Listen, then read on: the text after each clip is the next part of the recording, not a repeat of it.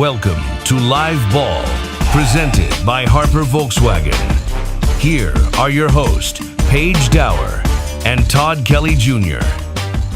Good morning, college football fans. Tennessee, they're hitting the road later today, leaving the roar of Neyland for the ring of cowbells in Starkville. And make no mistake, this one, it matters.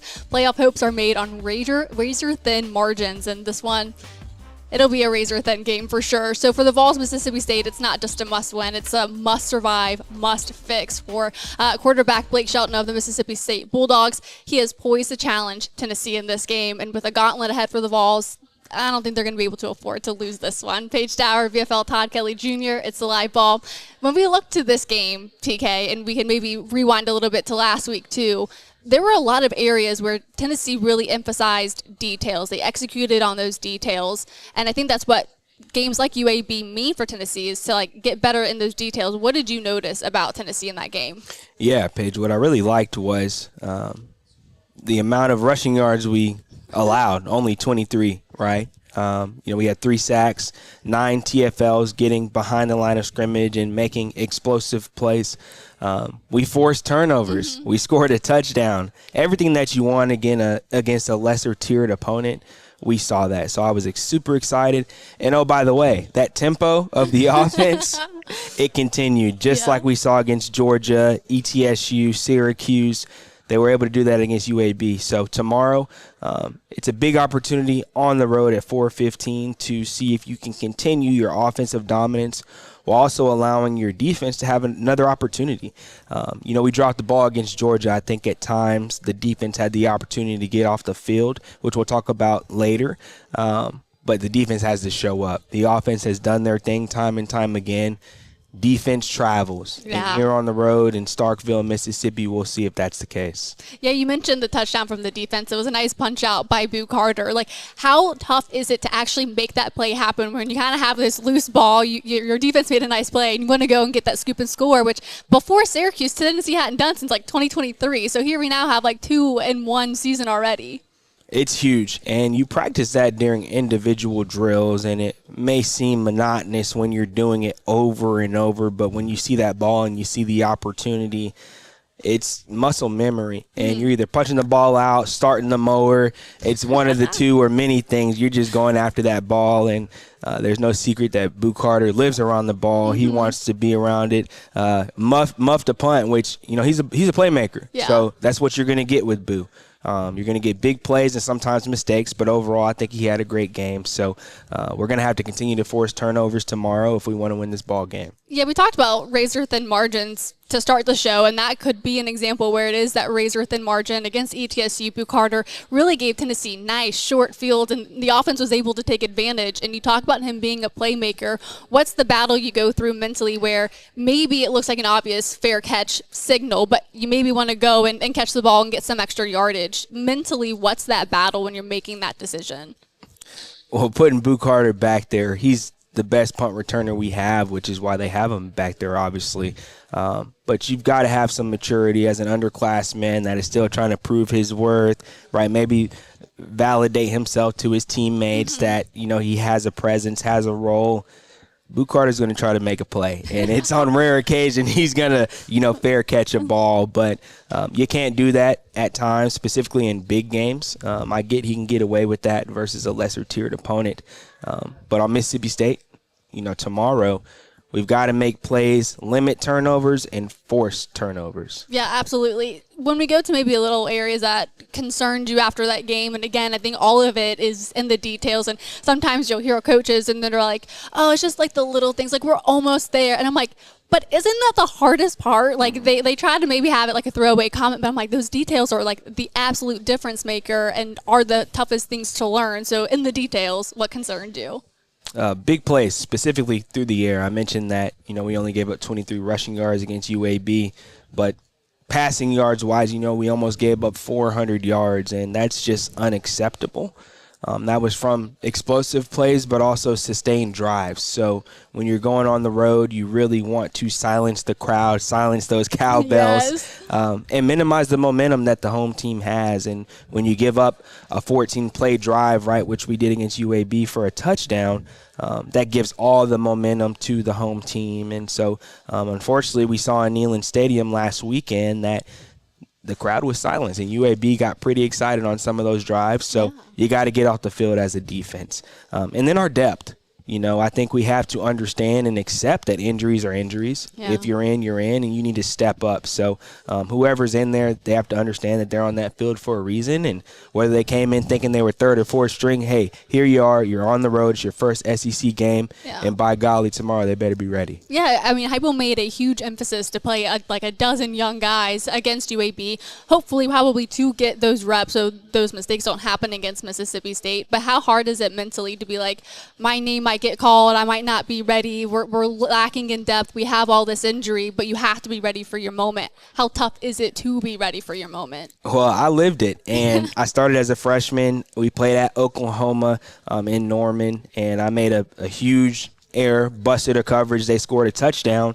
So all week I focused on my assignments, my alignment, things I could control. Didn't start that following week. It was our first away game playing Georgia away in Athens, and I knew my name would be called. I didn't know when, but when it did, I had to answer to the bell. And that's when I got my first interception, in my collegiate career. So these guys have to be ready. It doesn't matter what classification you are. When your name's called, that's what you put the work in for. So you have to stay ready so you don't have to get ready. And I think a lot of those young guys got that experience. Some got exposed, but they're going to be ready this week. Yeah, how important will that be for next week? Like, is there a certain player that you looked to last week that you're like, okay, he showed some signs of improvement? I know Jalen McMurray talked a lot about Ty Redmond and maybe the growth he made after Georgia picked on him the week prior, and just how much he kind of had that same mentality where it's like, I got to keep working. I got to keep the confidence. I got to get back to my fundamentals. For him, it's getting his head turned around. Is there a player right now that you're kind of keeping your eye out on that's the younger player that we might see? So for me, it's Caleb Beasley. Okay. He showed up. He was a first year last year, and you take your biggest leaps from year one to year two. For him to score a touchdown against his, former high school head coach, you can't dial that up any better, right, Paige? And so, if a DB goes down, they're going to shift and move, and whatever that looks like, whether that's putting Jalen McMurray from the star to the corner or, moving around Boo Carter, Caleb Beasley is going to have a presence. I think we've invested a lot of time in him, and he's worked on his game. And, for him to have a huge play like that, I think is amazing. But we'll see how he does against Mississippi State on the road because we're going to need him. Yeah, and we're going to get a little bit more into Caleb Beasley and really kind of what that defensive line looks like for Tennessee. We'll also go to Mississippi State to one of their beat reporters to see what he thinks will be the difference maker for Mississippi State because it's a must-win for Tennessee. We'll be right back. Your business can't afford the downtime that comes with a leaky roof.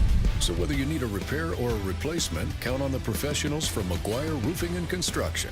Your protection is our passion. We service and sell all types of roofs and have worked with some of East Tennessee's most recognized names. We have 25 years of experience and free inspection estimates, plus best in business warranties. Put an end to your roofing problems today by calling McGuire Roofing and Construction.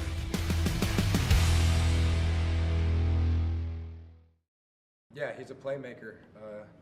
Probably the fastest quarterback that we've played against so far, and they like to use him in all phases of the game. And it's going to be a great challenge for us, but we're really excited. Welcome back into Live Ball. Paige Dauer, VFL, Todd Kelly Jr. This could be a very emotional game for Tennessee. Like, it's the first true road game for the Volunteers. The first time Joey Aguilar in that offense is really going to be challenged. You could go to the neutral site game they had at Mercedes-Benz Stadium, but that was dominated by the Volunteer orange, not the Syracuse orange. So it'll be a challenge in so many other ways. And if we want to start with Joey Aguilar, a lot will come down to communication on offense, his composure in the pocket, or just to be able to extend plays, and then dealing with the cowbell. So I guess it's the 3 C's now that I say it out loud: communication, cowbells, and composure. So when we maybe looked at this matchup, like, what is the difference between like a neutral site game for a new quarterback and then going on the road in the SEC for a new quarterback? Hostility, no doubt about it. It's a hostile environment. I mean, they thrive on their fans being there, shaking those cowbells, and that messes with your composure, right? But I think that Joey Aguilar is more than fit for this opportunity to show why he's moving up the Heisman ranks, right? And could be a finalist by the end of the year. I think he probably will be, hint, hint, towards the future. But I'm excited for Joey in this opportunity. I think just how he's embraced being the leader of this offense, how he trusts his players to, specifically his receivers, to go up and make plays for him.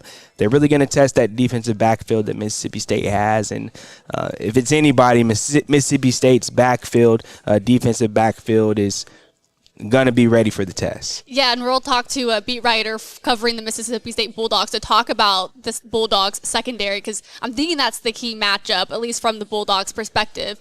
But what I think for Joey Aguilar, you could go back to 2023 when he was at App State. That was technically his best season. He was 3-4 for the away games. That was his final record, but a couple of those ended up being overtime losses, one to North Carolina, one to James Madison. That was number 18 at the time of the meeting. So those are close games. Like, he did enough even then to give his team a chance to win. Now we've seen what they've done with the wide receivers. Even though Mississippi State is the 14th best pass defense in the country, I still think the playmaking ability that Joey has with his legs to extend plays and then get the ball downfield, I think is a sneaky factor. It is, and Joey's ready for this challenge. This is what he asked for. This is why he came to the University of Tennessee. And not only has Joey, been around that 500 range, so is Josh Heupel. And Coach Heupel has won games at home, but, the elephant in the room is, can Josh Heupel win on the road? So between Heupel, Aguilar, the offense we have, and the defense that is going to show up because defense travels, I really, really think we're going to get a taste tomorrow of why Joey Aguilar wanted to come here and be the Tennessee quarterback. Yeah, and some of that might even start with the center for Tennessee and how important communication is. I mean, Josh Heupel talked about that at length on Monday. And when you're on the road, that's where the cowbells come into effect. And what have you maybe noticed for Tennessee up until this point when it does come down to the communication or like having decent snaps and then, allowing – what I've noticed, one, there haven't been as many false starts. Is that the biggest part of, communication, just being on the same page? Or where do you see communication, helping this team?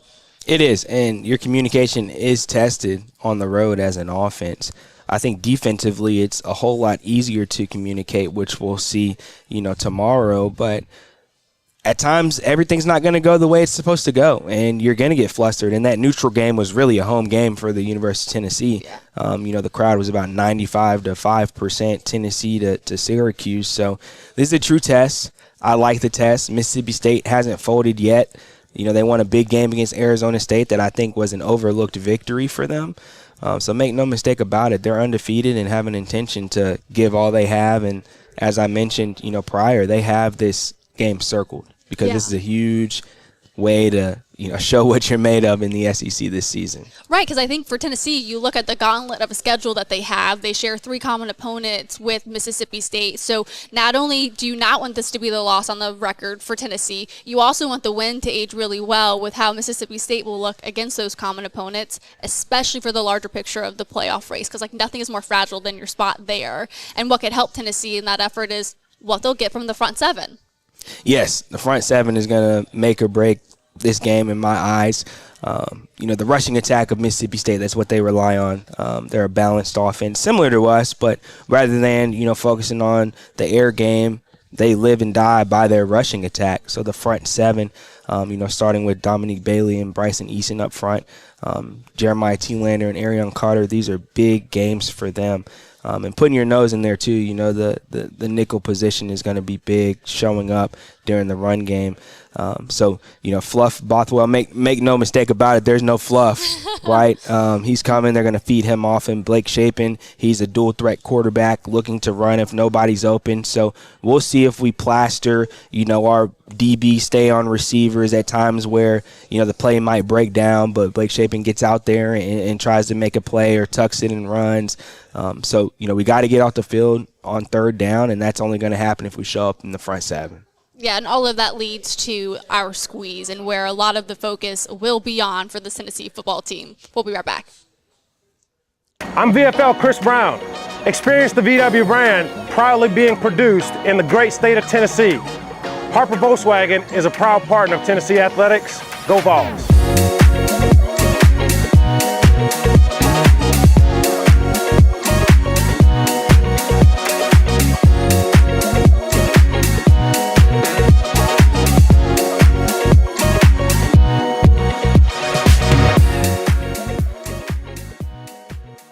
Yeah, he's a playmaker.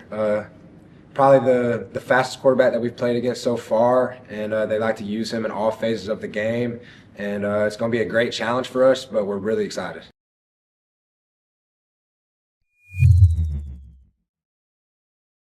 TK said it a moment ago, make no mistake about it. It really will come down to the defense in this game for the Tennessee Volunteers. And if I could put the squeeze on anybody, I'm going to put it on Jalen McMurray. He's a very versatile player for Tennessee, whether you put him at star, nickel, wherever you want him on the field. Like, he is a playmaker. And Josh Heupel had a ton of praise for him after the UAB game, and specifically not only in the eye discipline and all the technicalities, but in his ability to put his nose in it. To have a coach say that about, like, your defensive player, like, please explain, like, how nice of a compliment that is. Oh, that's huge. That means you don't lack the ideology of making physical contact with the offensive opponent, right? And so being able to put your nose in there means you're not scared to not only be in, pass coverage, but come up, make a hit, be physical, get your hands, on whoever's blocking you, shed that block, and show up and do something about it. Because I think what Jalen McMurray did is exactly what you were calling for a couple of weeks ago, where what frustrated you or frustrated us is, like, it looked like the linebackers are almost like waiting for the play to come to them. But Jalen McMurray really makes it seem like he attacks the play. Yes, and you've got to be aggressive. When you look at the star position, otherwise known as the nickel position, you think of some of the best that have played it. One in particular was Tyrann Mathieu at LSU, the Honey Badger. Not only was he making interceptions and returning punts, but he was showing up. He was making TFLs, right, which is what Jalen McMurray, number 6, is doing. And so when you play that star position, you've got to be willing to put your nose in there, be physical, and show up. Sometimes there's guards that are going to block you, right? You're basically engaged with huge offensive linemen, but guess what? Like, I'm ready for it, so that's what putting your nose in it means. And I think Jalen McMurray understands the opportunity he has tomorrow to do that. Yeah, and with the compliment of his eye discipline, I think that's huge in regards to containing a quarterback that, yes, he runs the ball, but it's not necessarily like run designs. It's a lot of scrambles that Blake Shapen does, and I think that might be the area where Jalen McMurray has a lot of success. I think so, and I think, too, Tim Banks more than likely has some more blitz packages than he has prior, knowing that Jalen McMurray is willing to put his nose in there. So make no mistake about it, whether it's, sliding inside the guard or the tackle or coming off the edge, I think we'll see Jalen McMurray coming after Blake Shapen a lot when it comes to tomorrow's game. And a little bit closer to the line of scrimmage as well, we kind of get really into the linebacker unit where you have a lot of your attention. Yes, and my squeeze is on number 7 this week, Arion Carter. He's a leader. He's a captain, leads the team in tackles with 32 tackles. He had 14 against UGA, with 4 of those being solo, 10 assisted tackles, a sack, a forced fumble. Everything you can ask for out of a linebacker, he's done it. But it's going to be big for him on the road to communicate. When you're at home, it's very hard to communicate on the defensive side. But during an away game, the crowd's silent. So Arion runs the defense. He needs to be aggressive. He needs to play on his toes. He needs to force some kind of turnover. When Tim Banks dials up a blitz, he needs to get home. And he's basically the heartbeat of the defense. So how Arion operates is how the defense operates. So I really look forward to number 7 making a lot of plays tomorrow, flying around the field, being in pass protection, right? I know sometimes he's gotten beat even against a team like ETSU. So I know he's been working on his craft, and this is a big opportunity to show why he is a potential draft pick for the NFL. Yeah, when you look back to the games too, and it could be Arion Carter, what do you think it'll take for him to maybe be more effective in having these tackles that, like, there's not 8 yards of gain before he meets the maroon jersey? Aggression. Okay. Aggression, yeah. I mean, I really want to see Arion just run through somebody. All season, we haven't really seen just that one grueling hit where you just watch the TV and you say, ooh, yeah. right, And unfortunately, happened to Joey Aguilar. Yeah, that's right. I love that he wants to play physical, but don't do that again. Yeah, and so for Arion, he has the build, he has the physique, he has the intellect. For him, it has to go off. You got to snap and go. And I feel like this is that step that he needs to take to be a leader of the team, captain of the team, but to show why you're leading the team in tackles, right? It's not that grand to just bring somebody down when they're 8 yards down the field. Run through them, right? Force a fumble. Do something that's going to change the narrative of this game. I think he has the opportunity. And I'm squeezing him to do it. And hopefully he rises to the occasion. Yeah. We'll be right back to talk a little more of the betting lines, what we're buying and selling now that VFL Todd Kelly Jr. is now a little bit more in finance. We're going to dive into that a little bit. We'll be right back. I'm VFL Chris Brown. Experience the VW brand proudly being produced in the great state of Tennessee. Harper Volkswagen is a proud partner of Tennessee Athletics. Go Vols!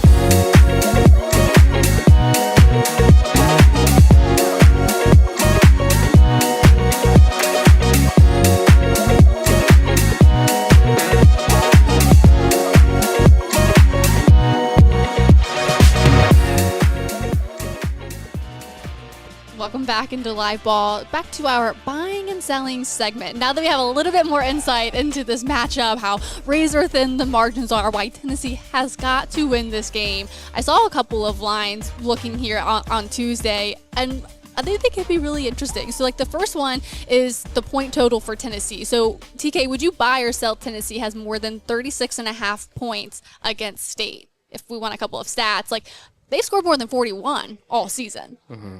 Do they score less than that, or do you take the over?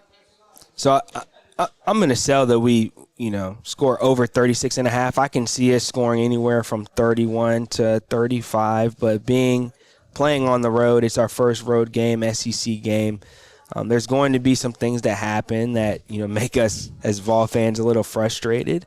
But I also expect our defense to show up. So, I think we'll win the game. I think we'll be able to, slow down Shapen and, the Mississippi State offense. But I'm going to sell that we, go below 36.5 points. And even at 36.5, you should be able to win these games. You hope Tennessee doesn't put itself in situations like Georgia where it's a high-scoring affair, and you just hope Tennessee is perfect on offense every week. I agree. Yeah. At the end of the day, defense has to show up. The offense has done more than necessary this season. And, though I'm selling it, I still expect us to have a good game overall on the offensive side. For sure. Buying or selling, Tennessee scores one or more receiving touchdown in each quarter. I'm going to sell that as well. Okay. I see Joey having a great game. What surprised me is Joey doesn't really tuck it and run as much. He's looking to make a throw, looking to make a play, and our receivers, Chris Brazel's leading the country and, with 6 touchdowns receiving. But to have one every quarter, as much as I want to buy that, I'm going to have to sell that away. Chris Brazel's been so good. Yeah. And it is interesting, the comment about Joey. He really ran it a lot against Syracuse and has not done it since. Even though he had the rushing touchdown against Georgia, even in that game, he didn't run it very much. Yeah, which is a great sign. He's athletic. He can tuck the ball, and you have a quarterback that at all costs, the last decision he's going to make is to run it. So it's good to see him that he always wants to air it out. Yeah, for sure. And then the next one, buying or selling each team to score one or more receiving touchdowns or rushing touchdowns in each half. Tennessee has been able to do that. They have. I think based on my first sell, though, I'm just a selling machine today. This is so different. I know. You usually buy everything. And I haven't been far off. So, I hope I'm wrong in these sells. However, I'm going to have to sell that. Okay. To have a rushing and passing touchdown in each half. I think one or more rushing touchdowns or one or more receiving touchdowns. For the half. Yeah, in each half. Okay. I'll probably buy that then. Okay. Yeah. I think that because they had 2 rushing in the first half against Syracuse and then 2 passing in the second half against Syracuse. They had 2 passing in the first half against Georgia and then 2 passing in the second half against Georgia. So they have done that mostly in the pass game. But yeah, and for both teams as well, right? Yeah, in their Power 4 matchups. I think with Mississippi State being at home, they're going to have that advantage, right? And the momentum's going to go their way, and they may have a big play or two, but I think we're going to get ours too. So I sold the first two. I'm definitely going to buy that one. Yeah, okay, I love that. And before we let you go, you've got a very busy job at Merrill Lynch. Where can people find you if they want to maybe see what you do beyond just the football field? Yeah, that's a great question. You can email me at todd.e.kelly@ml.com. I'm part of the Kegel Cross Group with Merrill Lynch, so extremely blessed to work with them. We have over 115 years of experience, so clearly you can look at me and see I'm not much of that. So blessed to be the freshman on a team of All-Americans and Hall of Famers. Yeah, absolutely. Well, thank you, TK. We'll catch up with you next week. All right, I appreciate it, Paige. All right, we'll be right back with an insider for the Mississippi State Bulldogs and where he thinks that key matchup relies. We'll be right back. I think it's gonna be cool, you know what I'm saying, to be in that type of environment and be in that hostile area. So I think for myself, I'm ready for it. You know what I'm saying? I love hostile environments. And one person who is very familiar with the hostile environment at Mississippi State is one beat writer and Sam Sklar for the Clarion Ledger. Sam, thank you so much for joining us. Yeah, thanks for having me. Happy to be here. I think it's a loaded week of college football, and honestly, if this game were any other week, I think a lot more people would be talking about it. So I think it is a pretty fascinating match, but two teams that are playing pretty well right now. Yeah, absolutely. And like we heard from defensive lineman and Bryson Easton, he's like, I love hostile environments. Well, that's exactly what Mississippi State is known for. And for maybe some college fans who have not experienced Davis Wade with the sound of like tens of thousands of cowbells ringing, how would you describe what that environment is like? It's definitely unique. It's definitely loud, definitely something I've never experienced anywhere else before.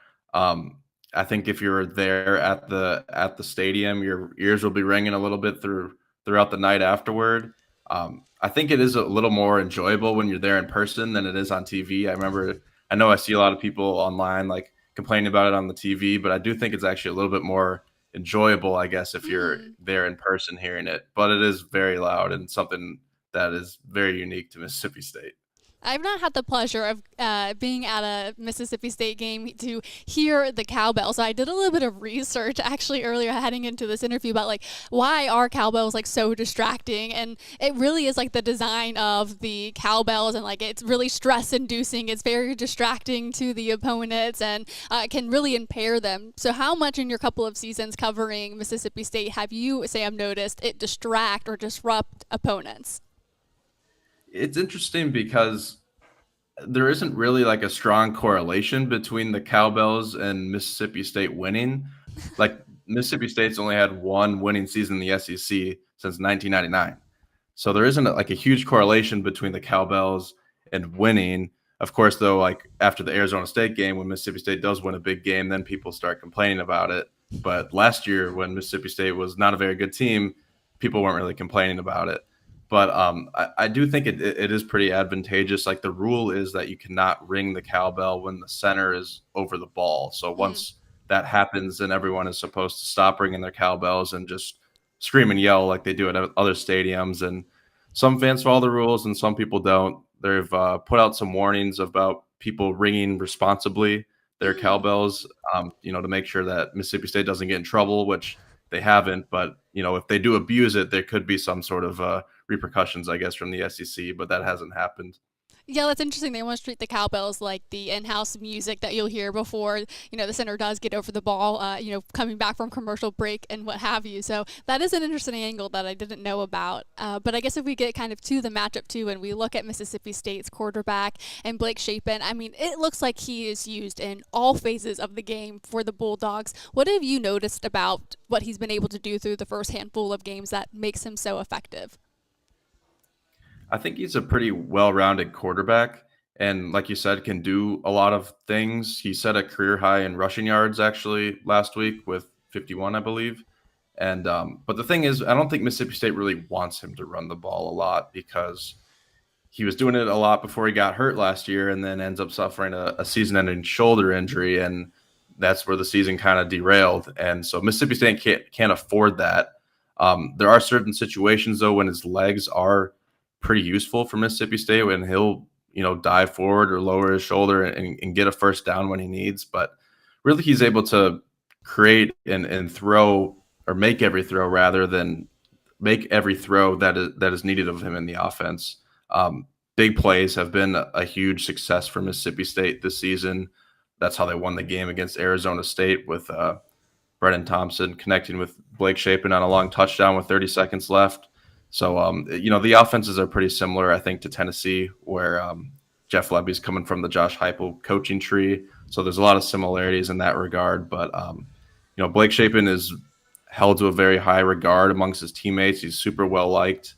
And there was really no doubt that he was going to be the starting quarterback this season when he's back on a medical redshirt waiver. Yeah, and it's interesting that you mentioned, wanting to protect the quarterback, and thankfully for them, they have skill players across the field on offense for Mississippi State. You mentioned one of the receivers and Brennan, but the other one is Anthony Evans. What have you noticed, maybe even specifically again in that Arizona State game, where it really did take those explosive plays through the air to help deliver a win for Mississippi State? What kind of challenge do you think those two wide receivers will give Tennessee, especially in the secondary?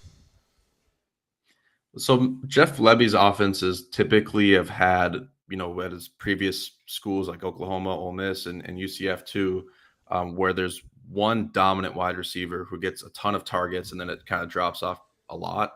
But this year it's been a little different where Anthony Evans and Brennan Thompson are both kind of at the top and then there's a big drop off. Brennan Thompson is regarded or said to be one of the fastest players in college football. It's hard to actually say whether or not that's true. But he's the speedster. He's the go ball guy. He'll be the one running down the field, and they'll certainly be taking shots with him. Anthony Evans, I think, does a little bit more as a short yardage kind of guy, but also does run down the field and hit some deep passes. So I think those two have been pretty good for Mississippi State. Mario Craver was on Mississippi State last year, and he's, I believe, first in the SEC right now in receiving yards. I haven't checked this week, but Mississippi State hasn't really had a drop off in its receiving production, despite losing Mario Craver and also Kevin Coleman Jr., who was the team's leading wide receiver last year. He's now at Missouri, but so both of those guys that they've gotten, Anthony Evans came over from Georgia, and Brennan Thompson from Oklahoma, have been pretty big for Mississippi State.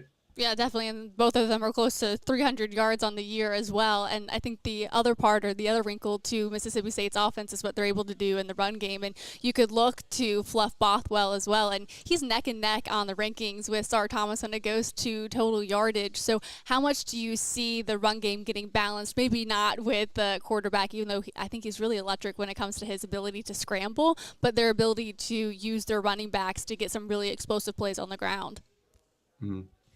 Mississippi State wants to run the ball and has really been using the committee with Fluff Bothwell and Devon Booth, who was the team's leading rusher last year and came back because of the Diego Pavia JUCO ruling situation.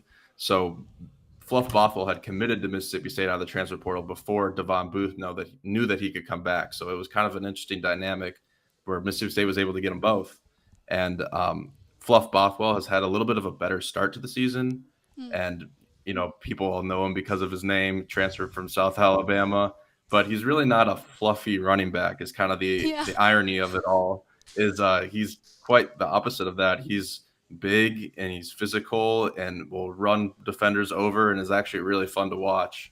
So he and Devon Booth have complemented each other very well. I believe they've combined for 7 rushing touchdowns already this season. Devon Booth last year had a little bit of a slow start, and it seems like he's having that right now, but he's still going to be heavily involved and relied upon for Mississippi State. And they've had some offensive line injuries, but it seems like that's settled down a little bit where they were starting to hold pretty much a new combination of offensive linemen every game this season, but I don't think that'll be the case for this game. And Sam, before we let you go, if you had to look at this matchup one more time, who or what is that key matchup for you from the perspective of Mississippi State that you believe would give them the best chance to win this game? I think the matchup I'll be watching closely will be Mississippi State secondary versus Tennessee's wide receivers and pass catchers, because the numbers say that Mississippi State's pass defense has been really, really good this season, but I'm skeptical of it just because of who they faced so far. Mississippi State hasn't played a conference game yet. Arizona State was obviously the best team they've played, but Sam Leavitt, their quarterback, did not have a very good game. He threw for under 100 yards in that game, I believe, but Arizona State was able to run for 250 yards. So that was kind of why they weren't really passing a ton. So this will definitely be the the biggest test for Mississippi State's secondary, which was a concern coming into the season. The secondary was, but has exceeded expectations so far. So that's what'll be what the key is that I'll be watching. Yeah, no, I like that one. I think it might be like a sneaky matchup too, so it could be an entertaining one for fans to look out for. Well, Sam, I really appreciate your time, and best of luck this weekend covering a really exciting matchup. Thanks for having me. Appreciate it. Of course. Welcome to Live Ball, presented by Harper Volkswagen. Here are your hosts, Paige Dauer and Todd Kelly Jr. I'm VFL Chris Brown. Experience the VW brand proudly being produced in the great state of Tennessee. Harper Volkswagen is a proud partner of Tennessee Athletics. Go Vols!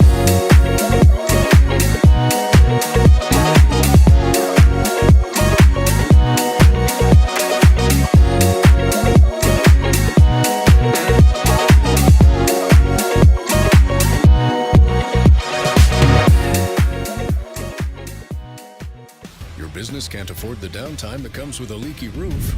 So whether you need a repair or a replacement, count on the professionals from McGuire Roofing and Construction. Your protection is our passion. We service and sell all types of roofs and have worked with some of East Tennessee's most recognized names. We have 25 years of experience and free inspection estimates, plus best in business warranties. Put an end to your roofing problems today by calling McGuire Roofing and Construction.